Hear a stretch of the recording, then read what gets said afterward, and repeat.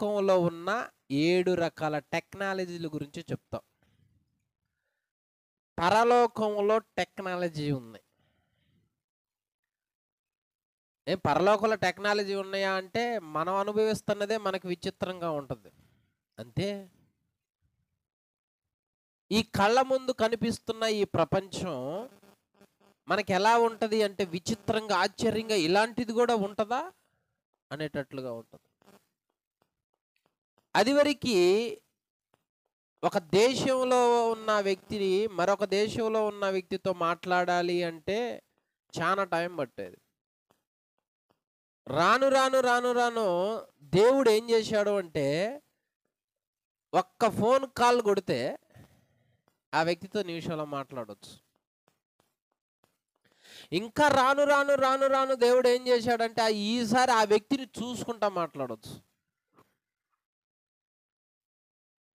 అది వరకు ఒక దేశం నుంచి మరొక దేశానికి వెళ్ళాలి అంటే ఓడే మార్గం. రాను రాను దేవుడు ఫ్లైట్ని ఏర్పాటు చేశాడు. ఇలా చెప్పుకుంటూ పోతే ఈ టెక్నాలజీ మొత్తం మనకి ఎలా ఉన్నది అంటే ఒక అద్భుతంగా, ఆశ్చర్యంగా ఉన్నది. కానీ ఇంతకన్నా ముందే అది అక్కడ ఉంది, పరలోకంలో. హల్లెలూయా. మరి ఏమనుకున్నావు? అందుకే లేఖనంలో దేవుడు ఏమంటున్నాడు? కొరింథీయులకు రాసిన మొదటి పత్రిక 2వ అధ్యాయము 9వ వచనం, ఇందును గూర్చి దేవుడు తన్ను ప్రేమించు వారి కొరకు ఏమి సిద్ధపరిచెనో అవి కంటికి కనబడలేదు, చెవికి వినబడలేదు, మనుష్య హృదయమునకు గోచరము కాలేదు. హల్లెలూయా. దేవుడు ఆయన ఎవరైతే ప్రేమిస్తున్నారో వారి కోసం ఏమి సిద్ధం చేశాడో అవి కంటికి కనపడట్లేదంట మనిషికి. మనిషి కంటికి కనపడేవి వేరే. కానీ ఆయన విశ్వసించిన వారికి, ఆయన్ని ప్రేమించిన వారికి, ఆయన మాట విన్న వారికి దేవుడు ఏర్పాటు చేసినవి మనిషి హృదయానికి గోచరం కాలేదు, అర్థం కావట్లా. అంటే దేవుడు తన్ను ప్రేమించే వారి కొరకు ఏర్పాటు చేసిన చాలా విలువైన గొప్ప, దేవుడే చెబుతున్నాడు. అది కంటికి కనపడట్లేదు వీళ్ళకి. నేను గొప్ప ఏర్పాటు చేశా. ఏంటి అసలు ఆ గొప్ప ఏమి ఏర్పాటు చేశాడో? మత్తయి సువార్త 4వ అధ్యాయము 17వ వచనం, అప్పటి నుండి యేసు పరలోక రాజ్యము సమీపించి ఉన్నది గనక మారు మనసు పొందుడని చెప్పుచు ప్రకటింప మొదలు పెట్టాను. చూడు, మనం ఈ లోకంలో ఉన్నాం, మనం ఈ గ్రహంలో ఉన్నాం. చాలా మందికి ఇదే ప్రపంచం, ఇదే సర్వస్వం, ఇక్కడే బ్రతుకు, ఇంకా వేరేది లేదని అనుకుంటారు. ఇక్కడున్న అందాలు, ఇక్కడున్న రాజ్యాలు, ఇక్కడున్న టెక్నాలజీ ఇది ఎంత అనుభవించుకుంటూ ఇక ఈ భూమి మీదే తిన్నా, త్రాగినా, ఏది చేసినా అనేటట్లు భావిస్తారు. మనలాంటి వాళ్ళు సిటీకి వెళితే విచిత్రంగా, ఆశ్చర్యంగా చూస్తూ ఉంటారు ఆ కట్టడాలు, ఆ ప్రపంచం. మరి ఇంత అందంగా ఉన్న ఈ ప్రపంచం, ఈ రాజ్యములు కాక మరొక రాజ్యం ఉందని చెబుతున్నాడు. ఏంది? ఏం అవసరం? ఇచ్చిండుగా. ఇది భూమి మీద ఉన్నాం కదా, ఇక్కడ రాజ్యం ఉంది కదా, అన్నీ అనుభవిస్తున్నాం కదా. ఇది కాదంట, ఇంకొక రాజ్యం ఉందని చెబుతుండే, ఇంకొక లోకం ఉందని చెబుతుండే. ఏంటి దానిలో ఉన్న వెరైటీ ఏంటి? దానిలో స్పెషల్ ఏంటి? దానిలో ఉన్న గుణం ఏంటి? ఒక హోటల్ ఉందనుకో, ఏంటి ఆ స్పెషల్ ఏంటి అడుగుతారు, అడగరా? ఏంటి స్పెషల్ ఏంటి? పూరి సూపర్, అక్కడలాగా ఉండదు, ఇది వెరైటీ. పలానా షాపింగ్ మాల్ ఓపెన్ చేస్తే అక్కడ స్పెషల్ ఏంటంటే అన్ని వాటిలో ఉన్న లేని వెరైటీలు ఏడు ఉంటాయి, అదొక స్పెషల్. మరి దేవుడు ఇంకొక లోకాన్ని, ఇంకొక రాజ్యాన్ని పరిచయం చేస్తున్నాడంటే, దేవుడు ఇంకొక రాజ్యాన్ని, ఇంకొక లోకాన్ని మనకు తెలియపరుస్తూ పరిచయం చేస్తున్నాడు అంటే దానిలో ఉన్న గొప్పతనం ఏంటి? దానిలో ఏం దాచిపెట్టాడో అది మన కంటికి కనపట్లా, చెవికి వినపడట్లా. కానీ బైబిల్లో ఉన్నాయి. అది ఎలాంటిదో ఇప్పుడు నేను అది చెప్తా. అర్థమైందా? ఒక వ్యక్తి ఒక కారు కొన్నాడు, ఇంకొక వ్యక్తి ఇంకొక కారు తయారు చేసి మా కారు కొనండి సూపర్ అంటాడు. ఏంటా ఆ కారు అని ఆ కారు దగ్గరకు పోతే ఆ కారులో ఉన్న టెక్నాలజీ వేరుగా ఉంటుంది. అది మనుషులకి ఎలా ఉంటుందంటే అబ్బో సూపర్ వండర్ అనుకుంటాం. కానీ దేవుడు ఏమంటానంటే ఇది కాదు, నా చేతితో చేశా, నా చేతి పని. అసలు ఈ లోకాన్ని దాన్ని పోల్చుకోవటానికి కూడా అస్సలు వల్ల పడదు. అలాంటి రాజ్యం మీకోసం ఏర్పాటు చేశా అంటున్న దేవుడు. అలాంటి అందమైన రాజ్యాన్ని ఏర్పాటు చేశా అంటున్నాడు దేవుడు. అది మీ కళ్ళకి కనపడట్లా, మీ చెవికి వినపడట్లా. ఒక్కసారి కళ్ళు తెరిచి చూడండి, మీ చెవులతో వినండి. అందులో ఉన్న గొప్పతనం ఏందో, అందులో ఉన్న ఆశ్చర్యం ఏమిటో. ఈ భూమి మీద ఈ చూసి మీరేంటి ఆశ్చర్యపోతున్నారు, అసలు ఇది ఎందుకు పనికిరాదు అంటాడు దేవుడు. కాబట్టి ఆయన పరలోక రాజ్యమును ఏర్పాటు చేసినాడు. ఏంటి ఆ లోకాన్ని పరిచయం చేస్తున్నాడు అంటే అందులో ఏదో ఉందే. ఏముందే? 7 రకాల టెక్నాలజీలు ఉన్నాయి. 7 కాదు, చాలా ఉన్నాయి. మనకు తెలిసినవి చెబుతున్నాం. పరలోకంలో రాజ్యాన్ని పరిచయం చేస్తున్నాడు అంటే దేవుడు, దానిలో ఏదో గొప్పతనం ఉంది. ఏమిటదే? మొట్టమొదటిగా దానిలో అసలు ఏ టెక్నాలజీ ఉన్నదో నేను చెప్తా వరుసగా పాయింట్ల వారీగా. అపోస్తుల కార్యములు 12వ అధ్యాయము 7వ వచనం. ఇదిగో ప్రభువు దూత అతని దగ్గర నిలిచెను, అతడుండిన గదిలో వెలుగు ప్రకాశించెను. దూత పేతురు ప్రక్కను తట్టి త్వరగా లెమ్మని చెప్పి అతను లేపగా సంఖ్యళ్ళు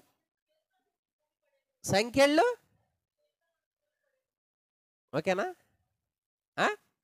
చూడు 10వ వచనం. మొదటి కావాలని, రెండవ కావాలని దాటి పట్టణమునకు పోవు, ఇనుప గవిని వద్దకు వచ్చినప్పుడు దానంతటదే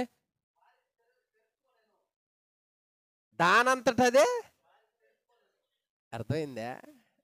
పేతురు చెరసాలలో ఉన్నాడు, సంఘం ప్రార్థన చేసినది. ఆ సంఘ ప్రార్థన ఆలకించిన దేవుడు ఏం చేసినాడు అంటే పేతురుని విడిపించటానికి దేవదూత వచ్చాడు. అక్కడికి పరలోకం నుంచి వచ్చాడు, బానే ఉంది. పేతురు ఏం చేస్తున్నాడు? సంఖ్యల్లో చేత బంధించబడి నిద్రిస్తా ఉన్నాడు. వచ్చి ప్రక్కన తట్టాడు. ప్రక్కన తట్టి పేతురుని లేపేసరికి సంఖ్యలు ఏమయ్యాయి? తాళం తీశాడా? ఆయన ఏమన్నా వాటంతటయ్యే. మరి ఈ రోజుల్లో ఈ సినిమాలు వస్తే భలే చూస్తున్నారు. మరి బైబిల్లో ఉందిగా ముందే.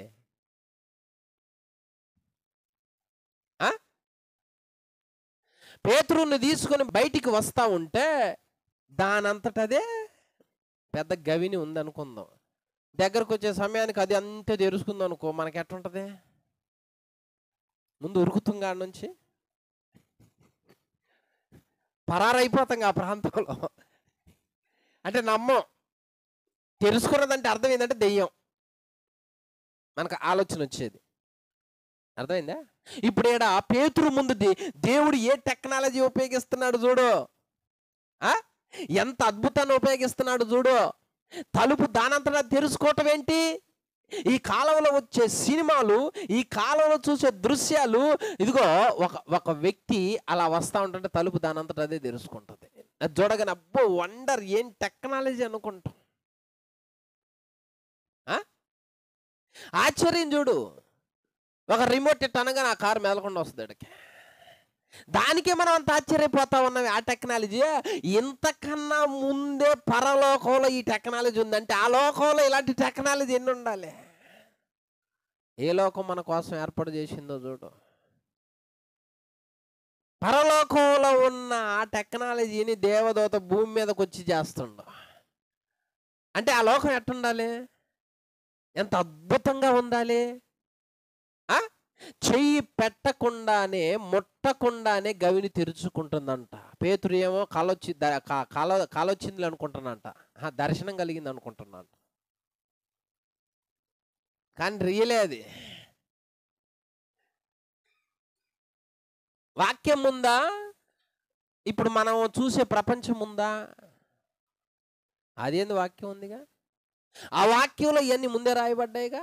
అంటే ఈ టెక్నాలజీ ఎక్కడి నుంచి వచ్చి చేస్తుందంటే పరలోకం నుంచి వచ్చి చేస్తుండక, మరి పరలోకంలో ఇలాంటి ఎన్ని ఉన్నాయి అంటే దేవుడు మన కొరకు ఏర్పాటు చేసిన ఆ ప్రపంచము, ఆ రాజ్యము, ఆ లోకము ఎంత గొప్పది, వింతైనది, అద్భుతమైనది, వర్ణనాతీతంగా ఉంటుంది. ఏ విధమైన టెక్నాలజీ అక్కడ ఉంది ముందు? ఇవన్నీ కంటికి కనపడవు మనకి. ఎందుకంటే సాతానుగాడు మనోనేత్రాలు మూసేస్తాడు. ఈ చూడొద్దు అంటాడు. ఎందుకంటే వాడు ఆడ నుంచి వచ్చిండు, వాడికి ఈ టెక్నాలజీ మొత్తం తెలుసు కదా. ఇదన్నీ వాడు చెప్పడు. ఒకవేళ దేవుడు రాసి పెట్టాడు కదా, అవి మనం చదివితే తెలుసుకుని ఆ లోకానికే పోవాలనుకుంటాం కాబట్టి మనకి ఈ కనపడినాడు వాడు. మనం ఈ తెలుసుకోకుండా చేస్తాడు వాడు. ఎంత అద్భుతం. ఇప్పుడు వస్తున్నాయి ఇవి, ఊరకట్లా చూడగానే సంఖ్యలు దిగుతాయి.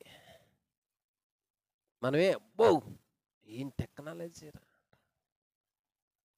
మరి అప్పుడే ఊరక సంఖ్యలో వాటంతటా ఊడిపట్టం ఏంటి, గవిని తెరుచుకోవటం ఏంటి అంటే, పేతురు ముందు దేవుడు ఏ విధమైన టెక్నాలజీ వాడుతుండో చూడు, ఏ విధమైన అద్భుతం చేస్తుండో చూడు, ఏ విధంగా అక్కడ ఆశ్చర్యం చేస్తున్నాడో చూడు.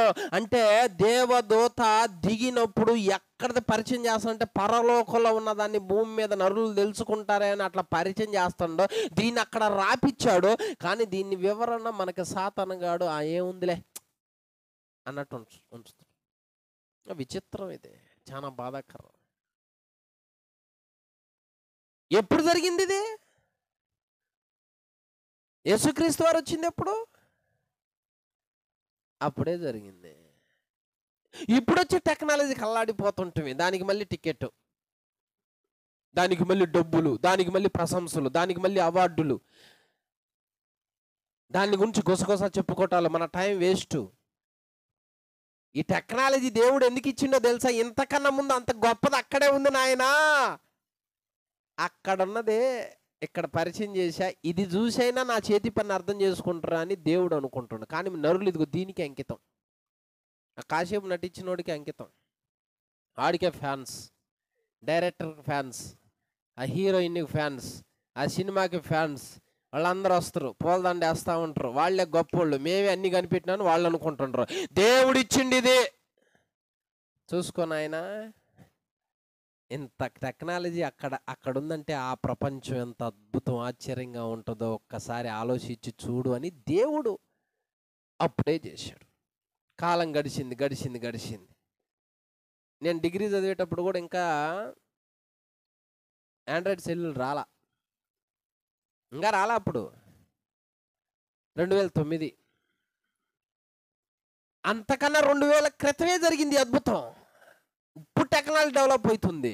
మరి అప్పుడే ఇంత అద్భుతమైన టెక్నాలజీ ఉపయోగిందిగా. మరి ఎందుకు బైబిల్ చదివేటప్పుడు దీన్ని విప్పి బయటికి బహిరంగంగా ఎందుకు చెప్పలేము, ఎందుకు తెలుసుకోలేము అంటే, అందుకే దేవుడు అంటున్నాడు, ఏం సిద్ధం చేశానో అసలు మీ కంటికి కనపట్టలేదు.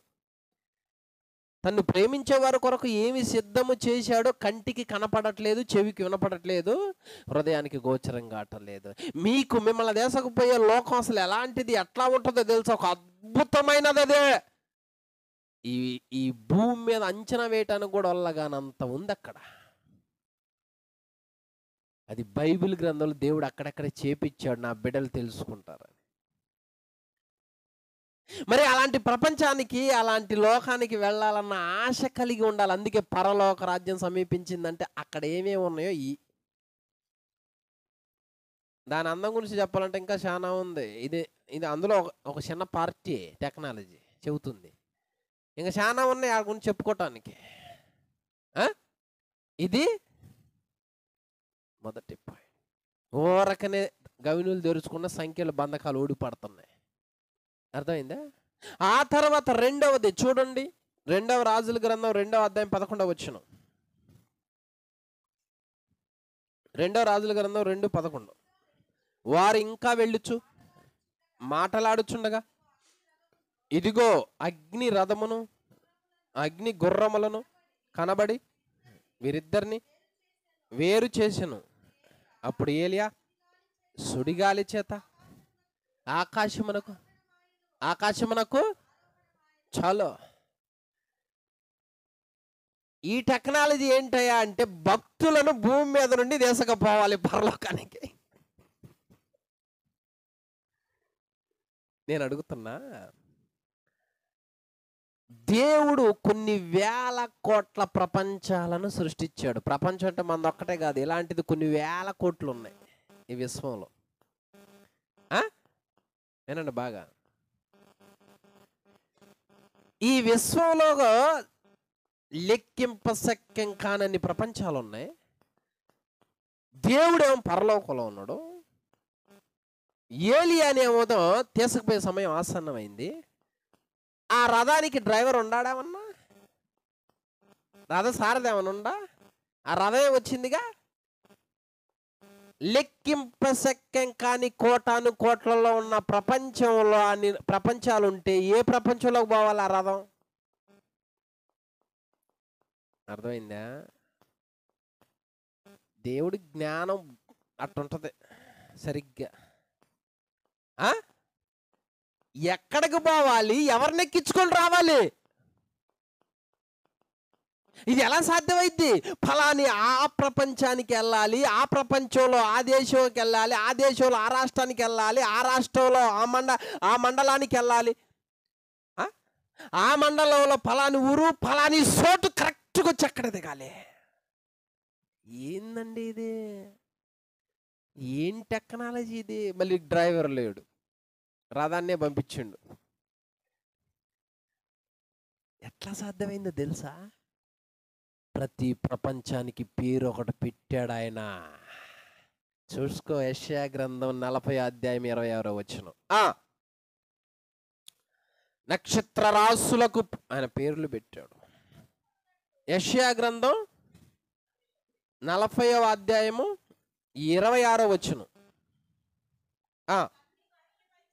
మీ కన్నులు పైకెత్తి చూడుడి, వీటిని ఎవరు సృజించను? వీటి లెక్క చొప్పున వీటన్నిటికీ పేర్లు పెట్టి, అన్నిటికి పేర్లు ఉన్నాయంట. మనం ఉండే భూగ్రహానికి ఒక పేరు. అర్థమైందా? దేవుడు లెక్కింపశక్యం కానీ కోటాను కోట్ల వేల కోట్ల ప్రపంచాలలో మన గ్రహానికి ఒక పేరు, ఇంకా వేరే గ్రహాలకు ఒక పేరు.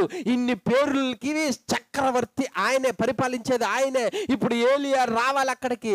ఎక్కడికి రావాలి? అక్కడి నుంచి ప్రయాణం ఎట్ట చేయాలి? ఏ గ్రహానికి రావాలి? ఏ చోటుకు రావాలి అంటే ఎంత టెక్నాలజీ కావాలి? ఎంత టెక్నాలజీ కావాలా?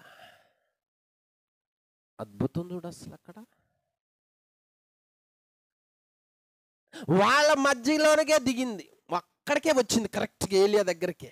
ఇప్పుడు అన్నా వేరే దేశం వాళ్ళతో మనం మాట్లాడతాం. ఆ దేశంలో వాళ్ళతో మాట్లాడటం అంటే ఎట్లా మాట్లాడంటే, మనకేమి ఇచ్చాడంటే ఒక నెంబర్ ఇచ్చాడు. వాళ్ళ నెంబరు, ఫోన్ నెంబరు. వాళ్ళు ఎక్కడ ఉన్నా కానీ ఈ ప్రపంచం మొత్తంలో కరెక్ట్గా వాళ్ళ దగ్గరికే పోతుంది మనం ఫోన్ చేస్తే. ఈ టెక్నాలజీకి అదురుపోతున్నాం మనం, ఈ టెక్నాలజీకి అల్లాడిపోతున్నాం మనం. మరి ఏలియా దగ్గరికి ఎట్లా వచ్చింది? దేవుడు నెంబర్ పేరు చెప్పిండు. పలాని పేరు నక్షత్రం, అందులో నా కుమారుడు ఏలియా ఉన్నాడు, రాబోతుండవు, నువ్వు అక్కడికి పో అన్నాడు. ఆన్లైన్ వచ్చి నీ చూసావా? ఒకటి మనం ఆర్డర్ చేయగలే, ఆయన కరెక్ట్గా వచ్చి మన దగ్గర ఇచ్చిపోతాడు. ఈ ప్రపంచం మొత్తంలో అనగా మన దగ్గరికి ఎట్ట వస్తున్నాయన? అడ్రస్ టెక్నాలజీ అంత డెవలప్ అయింది. ఇంకొకటి లొకేషన్ ఉంది. లొకేషన్ షేర్ చేస్తాడు ఏదైనా ఫంక్షన్ జరుగుతున్నప్పుడు. మనం ఎవరిని అడగాల్సిన అవసరంలా, ఆ లొకేషన్ ఫాలో అయితే చాలు. ట్రైను ఎక్కడ దాకా వచ్చింది, బస్సు ఎక్కడ దాకా వచ్చింది, అబ్బా ఇంత టెక్నాలజీ ఇంతకన్నా ముందు మరి అక్కడే ఉందిగా. ఇంతకన్నా ముందే దేవుడు అక్కడ చేసి పెట్టాడుగా, ఆ ప్రపంచంలో ఉందిగా. ముందు ఆడుంది, ఆ తర్వాత భూమి మీదకి పరిచయం చేశాడు. ఎందుకంటే దేవుణ్ణి జ్ఞాపకం చేసుకుని, అబ్బా ఇంత అద్భుతంగా ఇట్లా చేశాడంటే అక్కడ ఎట్టుంటుందో అన్నట్టుగా ఆ సూచన కూడా ఇచ్చాడు ఏలియా దగ్గర. కానీ నరులు ఏం చేస్తున్నారంటే, సాతానుగాడు యుగ సంబంధమైన దేవత దీన్ని తెలుసుకోకుండా ఉండటానికి ఈ గణపన్నీయడు అల్లిన కట్టు కథలు వాడు గణపన్నిస్తాడు. అర్థమైందా? ఏలియాని తీసుకొని పోవటానికి కరెక్ట్గా అక్కడికే రావాలి అంటే దేవుడు ఏం చెప్పి పంపిస్తే వచ్చింది అక్కడికి? మరి ఎంత టెక్నాలజీ! ఏలియాని తీసుకొని పోవాలి, ఇన్ని ప్రపంచాల్లో మరి ఎక్కడికి తీసుకుపోవాలి? మళ్ళీ కరెక్ట్గా అక్కడికే తీసుకుపోవాలి. ఎంత ఉందో తెలుసు అక్కడ, బా వర్ణనాతీతము. మరి పరలోకం ఇంకెట్టుండాలా? అంత అద్భుతంగా ఉండాలి ఆ లోకం. అద్భుతం వర్ణించటానికి కూడా సాధ్యపడదు. అందుకే దేవుడు ప్రత్యేకంగా పరలోకం అంటాడు. మారు మనసు పొందని అడిగి పోతారు అంటాడు. ఉందా ఏడా స్పెషల్ అంటే, ఇదిగో చూసుకో, ఎంత అద్భుతాలు ఉన్నాయి ఇక్కడ. కళ్ళ ముందు టెక్నాలజీ ఉపయోగించుకుంటున్నాం, ఆర్డర్ ఇస్తున్నాం, ఆన్లైన్లో తిండి కూడా వస్తుంది ఆన్లైన్లో. ఇంత విలువైన దేవుడు మన దగ్గరకు వచ్చి తీసుకొస్తుంటే ఇప్పుడు వినే కొద్దబ్బా ఆ రాజ్యం ఇంకెట్టుంటుందో చూడాలి, వెళ్ళాలి, ఇదే ఉంది భూమి మీద అన్న ఆశ కలుగుద్ది. అదే ఇది మనకు మరుగైంది అనుకో, ఏమో బైబులే. కొంతమంది ఏమంటారు, బైబుల్ ఏముంది, బైబుల్ ఏముంది అంటారు. అంటే వీళ్ళకి కళ్ళు మూసేశాడు వాడు. ఏముంది బైబిల్, ఏముంది మత్తయి సువార్త ఉంటుంది, అబ్రాహాం గురించి ఉంటుంది అంటున్నారు. ఆ భక్తుల జీవితాల్లోనే దేవుడు మర్మయుక్తంగా దాచిపెట్టాడు కొన్ని. పేతురు దగ్గర చెబుతున్నాడు, అక్కడ నీ మనోనేత్రాలు తెరిచి చదువుకో అంటాడు. ఏలియా దగ్గర చూపిస్తున్నాడు, అక్కడ నీ మనోనేత్రాలు తెరిచి ఒక్కసారి చూడు అంటాడు.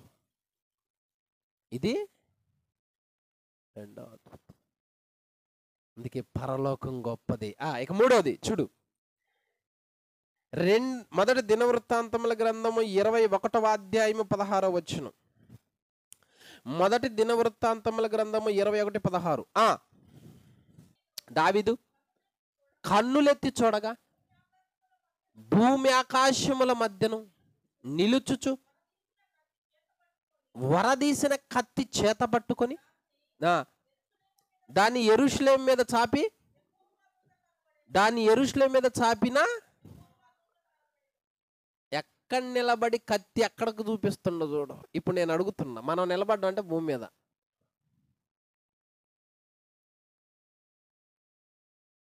ఇప్పుడు మనం నిలబడ్డం అంటే భూమి మీద.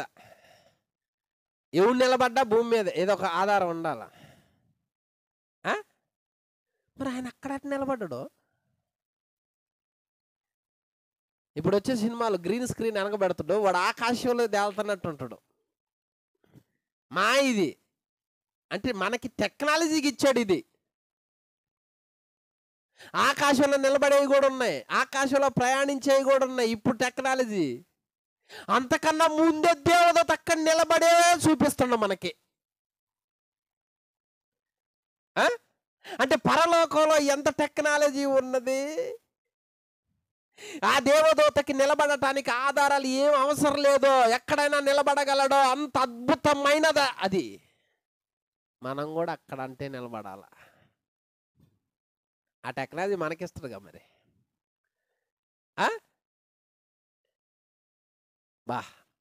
దేవా, గాల్లో ఎగురుతున్నాడు, గాల్లో తిరుగుతున్నాడు అంటే ఏం వింత ఉంటుంది, ఆశ్చర్యం ఉంటుంది. మరి దేవదూత దావీదు కనపడుతుండగా అక్కడ నిలబడ్డట్టు, ఇది పరలోకంలో ఉందిగా. దేవదూత చూపిస్తుండగా, పరిచయం చేస్తుండగా, దావీదు మాట్లాడుతుండగా భూమి ఆకాశముల మధ్యన ఉన్నాడు అని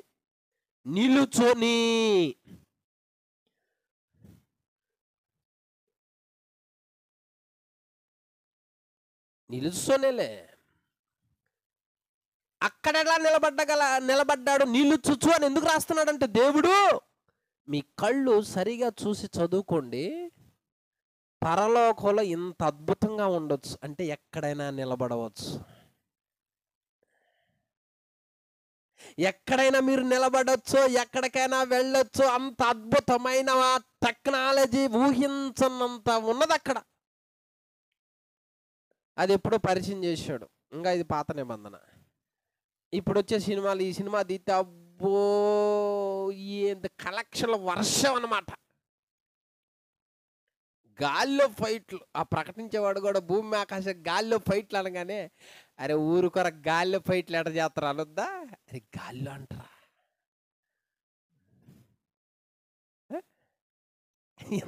మనం ఎంత అజ్ఞానం.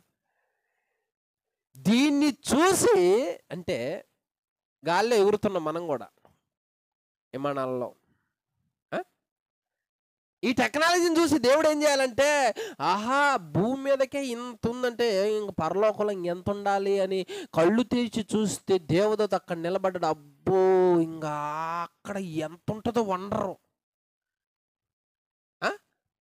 ఎంత అద్భుతమైన ప్రపంచం అది, ఎంత అద్భుతమైన పరలోకం. అందుకే దేవుడు ఈ పరలోక రాజ్యానికి మనం దేశపోవటానికి ఆయన ప్రాణం ఇచ్చి నన్ను నమ్మని అంటున్నాడు. అందుకేనేమో మారుమనసు పొందమంటున్నాడు.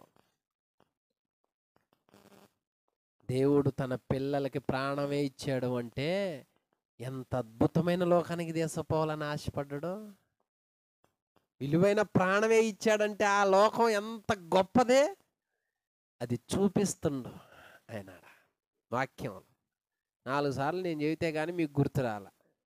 ఏంది భూమి ఆకాశాల మధ్య నిల్చొని ఉన్నాడు ఏంది అని. వాక్యము మన కంటితో మన శరీరంతో చదవకూడదు, అర్థం కాదు. చదువుకుంటే వెళ్ళిపోతాం అనమాట. ఇంకా ఆగేది లేదు, ఏమి లేదు. ప్రార్థన చేసినప్పుడు మన శరీరం పనిచేయకూడదు. పూర్తిగా పరిశుద్ధాత్మ స్వాధీనంలో శరీరం ఉండాలి. అప్పుడు చూపిస్తాడు, ఇదిగో చూడు ఈ ఆశ్చర్యం చూడని.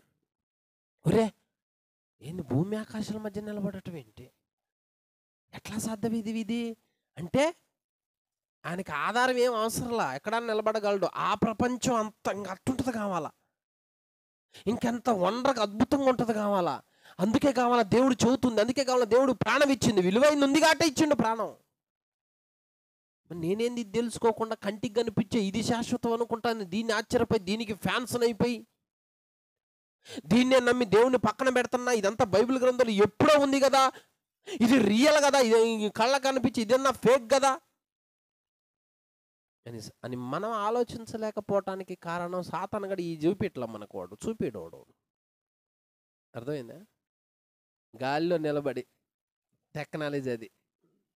ఇది 3వది. 4 ఆదికాండం 22వ అధ్యాయం 11వ వచనం.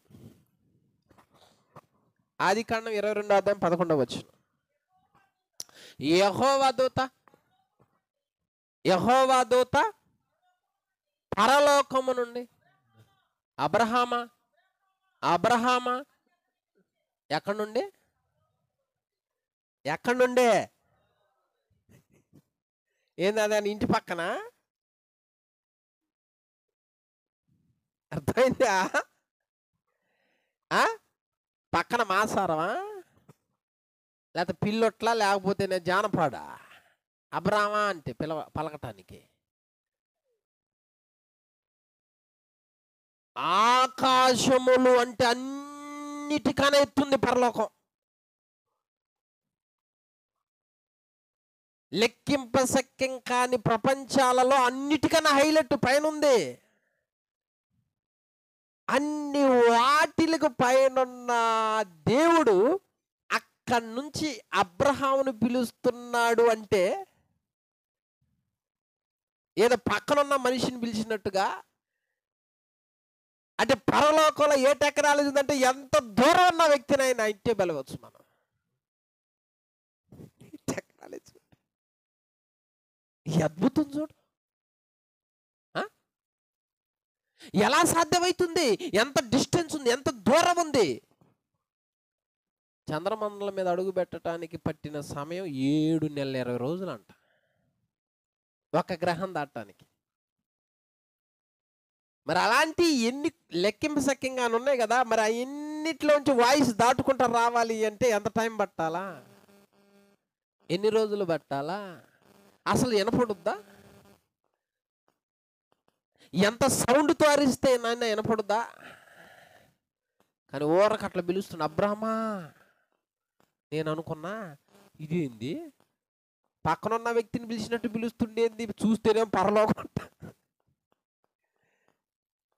అంటే ఆ లోకంలో ఎంత అద్భుతమైన టెక్నాలజీ ఉన్నది. ఎంత లాంగ్లో ఉన్న వ్యక్తినైనా నువ్వు పిలిచే అంత ఉందాడా? అంత అద్భుతం ఉంది అక్కడ, అంత టెక్నాలజీ ఉందాడా? ఎంతటి వ్యక్తినైనా నువ్వు పిలవగలిగే సామర్థ్యం ఉన్నది, అంత మాట్లాడే సామర్థ్యం ఉన్నది, చూసే సామర్థ్యం అక్కడ ఉంది. ఆ రాజ్యంలో దేవుడు చూపిస్తున్నాడు మనకి. దేవదూత పిలుస్తున్నాడు అంట అబ్రహాము అని.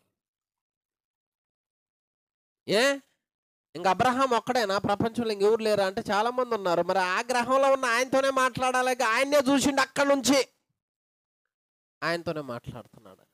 ఎట్లా గుర్తుంటుంది దేవుడికి? ఆయనతోనే ఎట్లా మాట్లాడాలనిపిస్తుంది? ఎలా సాధ్యమవుతుంది? ఒక 100 మందిలో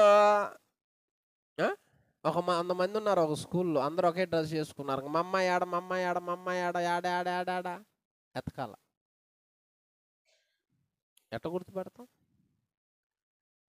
అలాంటి లెక్కింపశక్యం కానంత మంది ఉన్నారనుకో, ఇంకేం చేయాలి? ఎలా మాట్లాడాలి? ఎలా సాధ్యమవుద్ది? కానీ దేవుడు ఇట్టే మాట్లాడుతున్నాడు. అబ్రహామా, అబ్రహామా అంటున్నాడు. ఏమి ప్రభువా? అసలు అద్భుతం చూడు. అబ్రహామా, అబ్రహామా, చిత్తం ప్రభువా, చిత్తం. ఏం చెప్పు ఉన్నా. సింపుల్గా మాట్లాడుతున్నాడు దేవుడు. ఆ వాక్కు దిగటానికి ఎంత టైం పట్టాలి నేను అడుగుతున్నా. అసలు ఎంత వండర్ చూడు. మరి ఇలాంటివన్నీ మనకు కనపడట్లేదా? అరే పరలోకం ఏడా ఇక్కడ? నాకు అమెరికా నుంచి ఫోన్ వచ్చింది అని ఎవరికన్నా చెప్పారంటే ఇంకెంత సంతోషం వస్తుంది. అబ్బా అమెరికా నుంచి ఫోన్, సంతోషమేగా. మరి ఆస్ట్రేలియా నుంచి ఫోన్ వచ్చారే, ఆస్ట్రేలియా ఫోన్ మనకే. మరి ఇవన్నీ తలలదన్నీ ఆయన దగ్గర నుంచి వచ్చిందిగా. వాయిస్, లైవ్, మాట, ఇంకెట్టుండాలి? వండర్ కదా అది. అసలు చెప్పసక్యం అయితే అది అంత ఉంది అక్కడ. అందుకే దేవుడు మన కొరకు దాచిపెట్టింది కంటికి కనపడట్లు. మనం కూడా పిలిచే అవకాశం ఉండొచ్చు అక్కడ. మనకు కూడా, మన కోసమే కదా ఏర్పాటు చేసింది, మనకు కూడా అవకాశాన్ని కల్పిస్తాడు. అవి ఇప్పుడు ఉపయోగించుకొని పక్క దేశం వాడితో వరకు ఫోన్లో మాట్లాడుతూ అబ్బో ఏం టెక్నాలజీ అంటున్నా. అక్కడ లైవ్లో ఆయన చూస్తూ ఉన్నాడు, మాట్లాడుతూ ఉన్నాడు. ఎప్పుడు అయిపోయింది ఇదంతా. కానీ ఇప్పుడు వచ్చిన దానికి ఫ్యాన్స్ అయిపోయాం.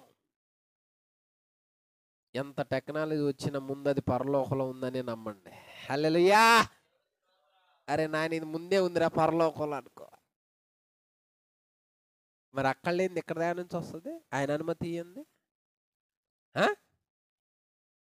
నరుడు ఆయన చేతి పనిని చూసి అబ్బా భూమి మీద మనకి ఎంత అవకాశం కల్పించాడు దేవుడు అంటే, ఆ పరలోకంలో ఇది శాశ్వతం కాదుగా, ఇది కొట్టేస్తుండగా దేవుడు భూమిని, అంటే నిత్యరాజ్యం అక్కడ ఉంది కాబట్టి అది ఎంత ఉంటుందో, ఇంకా అసలు అక్కడ ఎంత ఉంటుందో టెక్నాలజీ అన్న ఆలోచన మనకు వస్తుందని దేవుడు ఆశపడి చూపిస్తున్నాడు చేతి పనిని.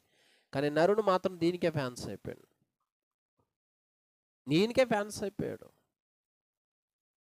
అక్కడ ఇన్ని కోట్ల మంది ఉన్న ఒక వ్యక్తితో స్పష్టంగా మాట్లాడవచ్చు. అంతుంది అక్కడ. దేవుడు మన కొరకు ఏర్పాటు చేసిన ఆ రాజ్యం చాలా గొప్పది. హల్లెలూయా. ఎన్నైనా 5వది నిర్గమకాండం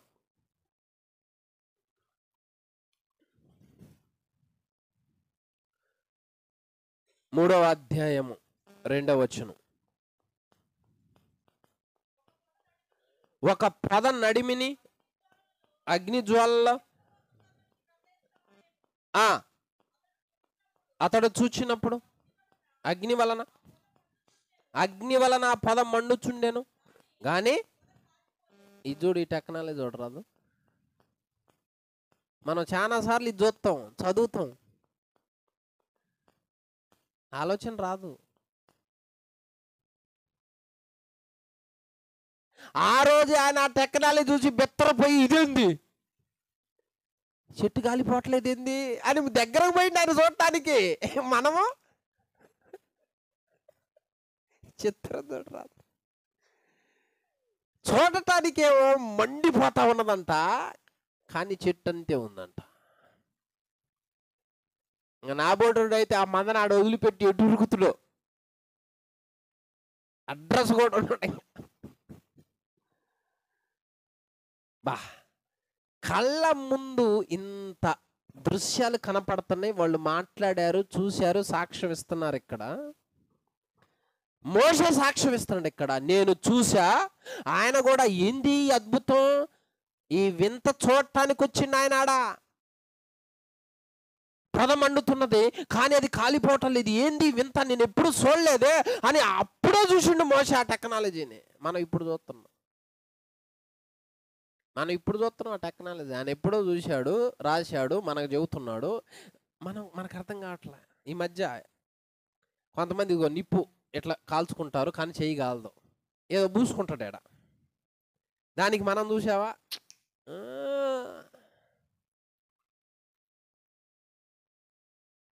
ఆకర్షితులైతున్నాం మనం. కానీ మోషే మనకన్నా ముందే చూసిండు అక్కడ. అంటే ఎంత ఉండాలి ఆ టెక్నాలజీ? ఆడుండబట్టి ఆడకు పరిచయం చేస్తున్నాడు దేవుడు. భూమి మీదకి పరలోకానికి సంబంధించిన ఎన్నో దేవుడు పరిచయం చేశాడు బైబిల్లో. కానీ ఈ నేత్రాలు కాదు, మనోనేత్రం అట్లా తెరవబడినప్పుడు చూసుకో, నీ కళ్ళ ముందు ఏం కనపడుతుందో అంటాడు. అరే ఇదేందిరా, పొద గాలిపోవటం ఏంటి, పొద మండటం ఏంటి, చెట్టు పోవటం ఏంటి? కాలాలని లెక్క ప్రకారం, మన అంచనా ప్రకారం కాలిపోవాలి, అగ్ని ఏదైనా దహిస్తుంది కదా, మరి ఎందుకు కాలట్లేదు ఏంటి ఇంత? అప్పుడే ఇది ఉంది, అప్పుడే మోషే చూశాడు, కానీ ఇప్పుడేదో వచ్చిన దానికి నేనేదో బిత్తరపోతా ఉన్నాను. ఇవన్నీ చూసినప్పుడు మనకేమనిపించాలంటే, దేవా ఆ రాజ్యం ఇంకెట్లా ఉండాలబ్బా, ఇలాంటి వింతలు ఎన్ని ఉండాలాడా, ఇలాంటి అద్భుతాలు ఎన్ని ఉండాలా, ఇంత టెక్నాలజీ ఎన్ని ఉండాలాడా. అది శాశ్వత రాజ్యం. ఇదన్నా అంతమైపోయేదే. అది శాశ్వత రాజ్యం, మహిమ కలిగిన రాజ్యం, సూర్యుడు చంద్రుడు లేని రాజ్యం, అపవిత్రత లేని రాజ్యం, చీకట లేని రాజ్యం. అంటే ఇంకే టైపులో ఉండాలి ఆలోచించుకో. అక్కడ వాహనాలు వేరు, అక్కడ టెక్నాలజీ వేరు. ఇంకా ఆ రాజ్యంలో ఒకసారి ఆడ అడుగు పెడితే ఇంక అసలు ఆనందానికి అద్దుంటుందా? ఆనందానికి? ఇలాంటి ఎన్ని ఉండాలి ఇంకెక్కడ? చాలా ఉండాలి. పిల్లలకి పరిచయం చేయాలి. ఈ టెక్నాలజీ కాదు నాయన మీరు ఆకర్షితులు, ఇవన్నీ ఎప్పుడో భక్తులు చూశారు, పరలోకంలో ఉన్నాయి, దేవదూతలు భూమి మీద చేశారు. అక్కడికి పోవటానికి ప్రయత్నం చేయి. బైబిల్ అంటే ఎలాంటిదంటే, దేవుడు ఒక్క పొల్లు కూడా తీయొద్దు అన్నాడంటే ఎంత పరిశీలించి రాసిండంటే అది.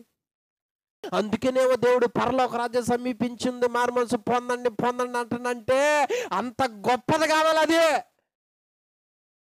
అక్కడక్కడ రాపిచ్చాడు, ఇక్కడ కొంచెం అక్కడ కొంచెం రాపిచ్చాడు, మొత్తం ఏ రీతి సబ్జెక్ట్ వస్తుంది. పిల్లలు మంచి తెలివి కళ్ళలు ఇచ్చారు ఈరోజు ఎవరొస్తుంది, కానీ వాళ్ళని దేని కొడుతున్నారంటే ఆ తెలివిని లోకాన్ని కొడుతున్నారు. బైబిల్ దగ్గరకు వచ్చేసరికి ఏమీ లేదు, జీరోలు అయిపోయారు. 6వది న్యాయాధిపతుల గ్రంథం 6వ అధ్యాయం 21వ వచనం.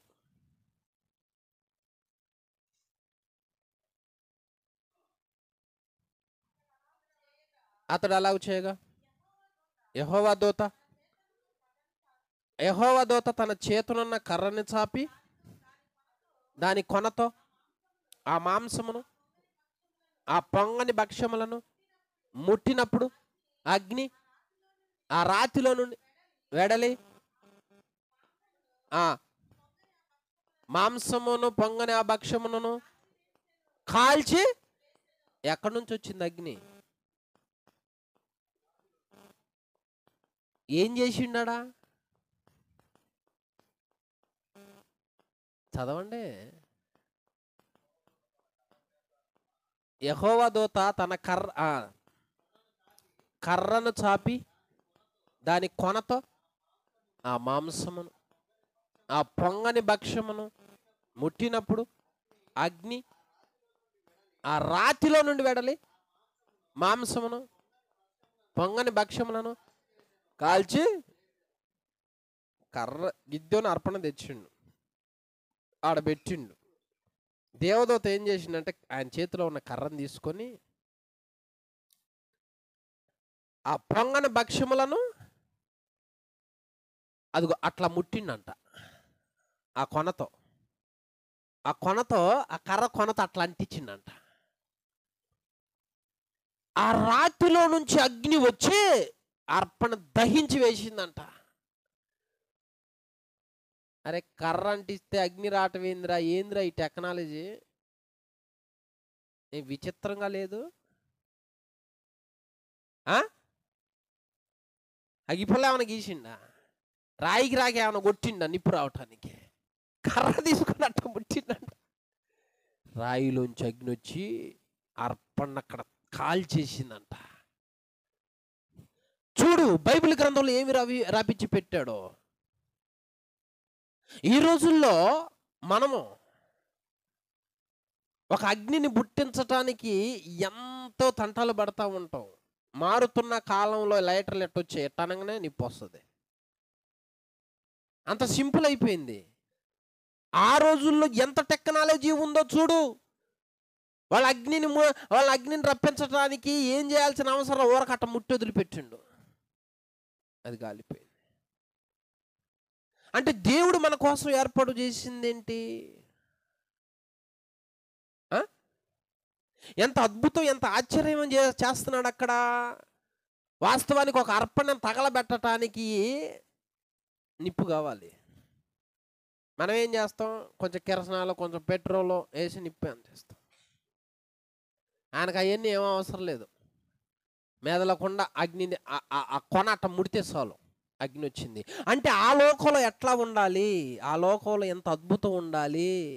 ఆ లోకంలో ఎంత ఆశ్చర్యం ఉండాలి? ఒక దాన్ని దహించాలి అన్నా వీళ్ళు ఊరకట్ల కర్ర చాపితేనే అగ్ని రాయిల్లో నుంచి వస్తుంది. అసలు రాయిలోంచి అగ్ని రాయిలోంచి వస్తుంది, దాన్ని దహిస్తూ ఉన్నది.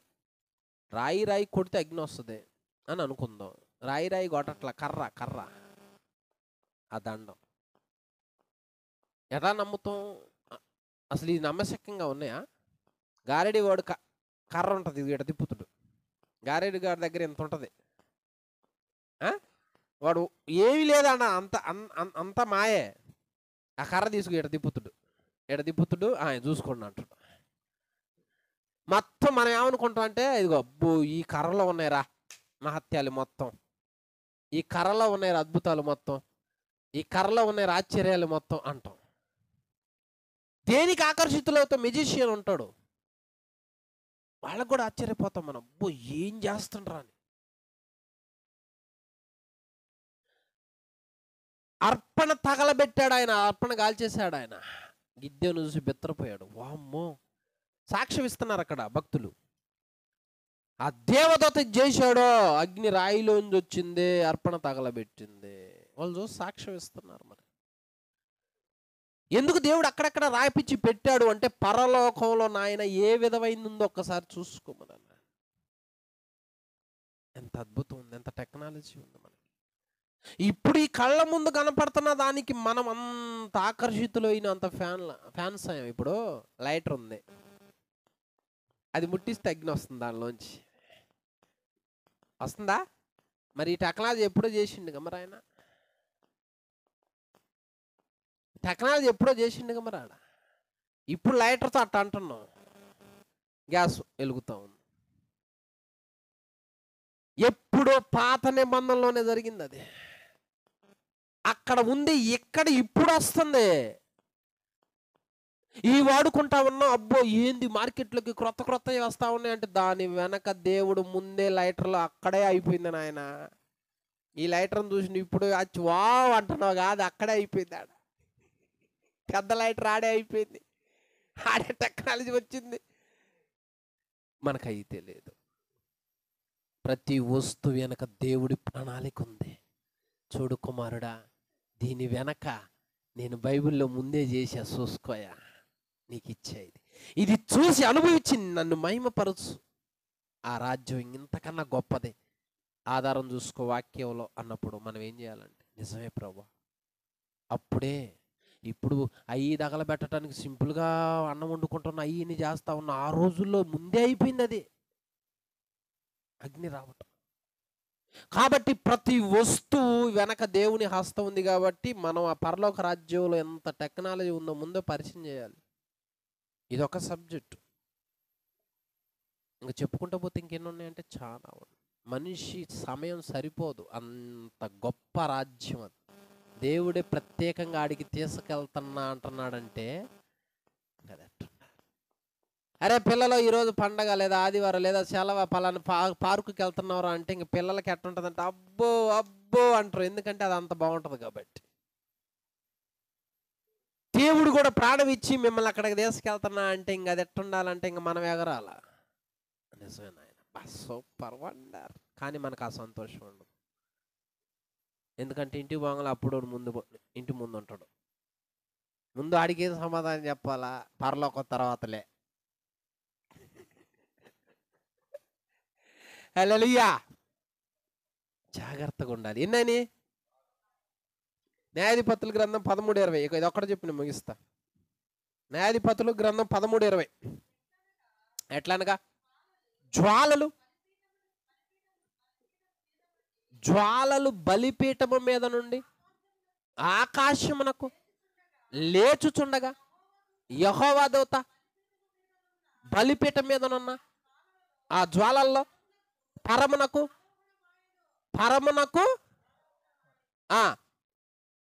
నేను అడుగుతున్నా, పరలోకానికి ఎట్టబోయిందంట ఆయన?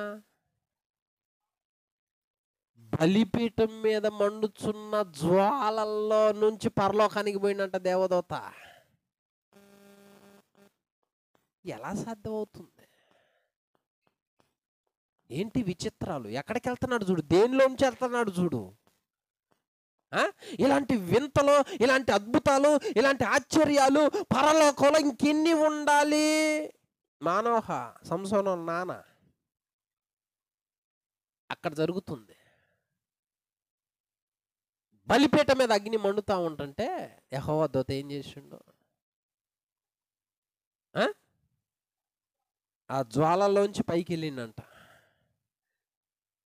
ఎలా సాధ్యమవుతుంది? ఏమన్నా విమానం పైకి లేపిందా?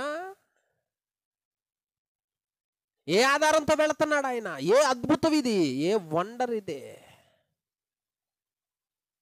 మనం ఆకాశానికి ఎక్కాలి అంటే ఫ్లైట్లో వెళ్తాం, ఆకాశంలోంచి మనకు ఆధారం. కానీ దేవదూత అక్కడ చూడు ఎంత వండర్ చేస్తా ఉన్నాడో. ఇందాక మీకు 6వ పాయింట్లో ఒకటి చెప్పడం మర్చిపోయి, గిద్యోని దగ్గర 6వ అధ్యాయం 21వ వచనం న్యాయాధిపతులు.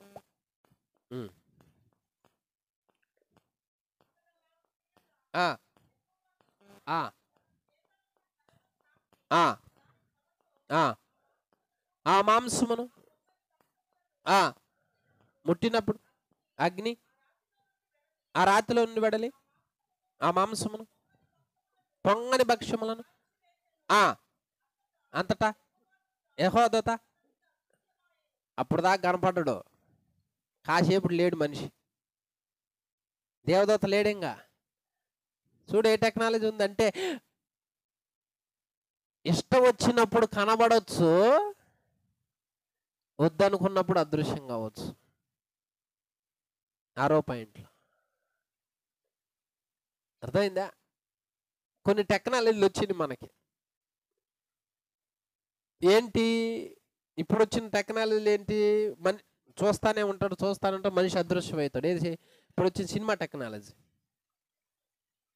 కనపడ్డాక మనిషి కనపడ్డాక, ఇప్పుడు అప్పటిదాకా కనపడతాడు, మరి తర్వాత కనపడడు. ఈ టెక్నాలజీ ఇది. కానీ అప్పుడిప్పుడో అయిపోయింది అక్కడ దేవదూత అంట అప్పటిదా కంటికి కనపడ్డాడు, అప్పుడు కాలిపోతా ఉన్నదే, వెంటనే అదృశ్యం అయిపోయాడు. ఇంకా మానవ ఏడి లేడు. 6వ పాయింట్లోనే ఉంది అది. 7వ పాయింట్ దగ్గరికి వచ్చేసరికి అక్కడేం జరుగుతుంది? మానవ అగ్ని జ్వాలల్లో వెళ్ళాడంట పరలోకానికి. బైబిల్ గ్రంథం మొత్తంలో యేసుక్రీస్తు వారు కూడా ఆరోహణమయ్యాడు శిష్యుల ముందు. ఇక్కడేందంటే అగ్ని జ్వాలల్లో పరలోకానికి వెళతా ఉన్నాడు. ఇది ఎలా సాధ్యమైతా ఉన్నది? దాన్ని ఆధారం చేసుకుని ఎలా వెళతా ఉన్నాడు అంటే అక్కడ ఇంకెన్ని టెక్నాలజీలు ఉన్నాయి, అక్కడ ఏ విధంగా పైకి వెళ్ళగలం, ఏ విధంగా ఎక్కడ నిలబడగలం. ఆకాశానికి భూమికి మధ్యన నిలబడుతుండే, వెళ్ళాలనుకున్నప్పుడు అలా అగ్ని జ్వాలను ఆధారం చేసుకుని వెళుతూ ఉండే. మళ్ళీ అక్కడ పరలోకం నుంచి వాహనం భూమి మీదకి దిగుతూ ఉండే. ఏంటి ఇవన్నీ ఎక్కడున్నాయి?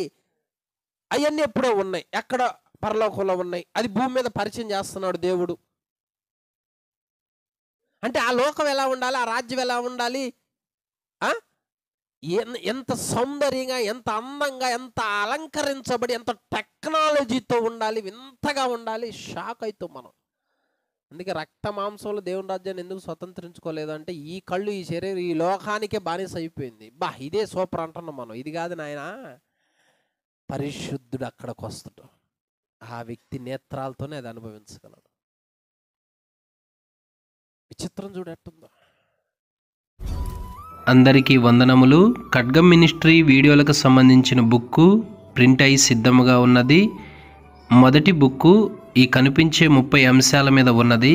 కావలసిన వారు ఈ నెంబర్కు కాల్ చేసి ఆర్డర్ చేసుకొనగలరు. దేవుని నామానికి స్తోత్రములు. ఖడ్గం మినిస్ట్రీ అనే ఈ ఛానల్ని వీక్షిస్తున్న మీ అందరికీ మా హృదయపూర్వకమైన వందనములు. ఈ ఛానల్లో బైబిల్కి సంబంధించి ఎంతో విలువైన మెసేజెస్ వస్తూనే ఉన్నాయి కాబట్టి ఈ ఛానల్ని చూస్తూనే ఉండండి. ఈ ఛానల్ని సబ్స్క్రైబ్ చేయండి, లైక్ చేయండి, కామెంట్ చేయండి, షేర్ చేయండి.